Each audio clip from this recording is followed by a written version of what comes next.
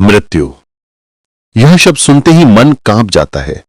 लेकिन क्या सचमुच मृत्यु अंत है, या यह केवल एक नया आरंभ है, एक नया द्वार?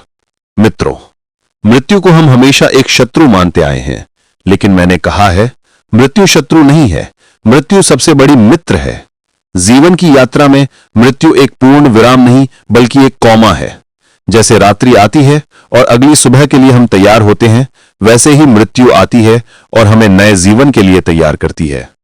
मृत्यु के बाद क्या होता है? यदि तुमने जीवन में केवल शरीर से पहचान बनाई है, तो तुम्हें लगेगा सब समाप्त हो गया।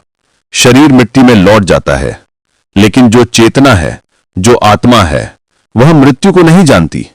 वह तो एक यात्रा पर निकली है, कभी इस शरीर में, कभी उस शरीर में। जैसे कोई यात्री स्टेशन बदलता है, ट्रेन बदलता है, वैसे ही आत्मा नया शरीर धारण करती है। मृत्यु केवल वस्त्र बदलना है। पुराना शरीर थक गया, जीर्ण हो गया, तो चेतना नया वस्त्र ले लेती है। और यदि कोई व्यक्ति ध्यान में गहरा उतरता है, यदि उसने अपने भीतर आत्मा का स्वाद लिया है, तो वह जान लेता है, मैं ना जन्मा था और ना मैं मरूंगा। उसके लिए मृत्यु केवल एक उत्सव है, मृत्यु एक नृत्य है। क्योंकि जो जान लेता है कि वह अमृत है, उसे मृत्यु में भी भय नहीं होता। मृत्यु के बाद क्या होगा? तुम्हारा जीवन जैसा रहा, वैसा ही तुम्हारा नया जन्म होगा। यदि तुमने प्रेम जिया है, तो प्रेम की यात्रा आगे चलेगी। यदि तुमने क्रोध, घृणा और हिंसा जी है, तो वही तुम्हारे साथ जाएगी। मृत्यु केवल तुम्हें खाली नहीं करती, वह तुम्हें वही देती है जो तुम जीवन में बोते हो। इसलिए मैंने कहा है, मृत्यु की चिंता मत करो, जीवन को बदलो।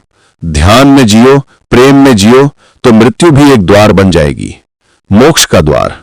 तो मित्रों, मृत्यु से मत डरो, उसे समझो, क्योंकि मृत्यु ही है जो जीवन को गहराई देती है।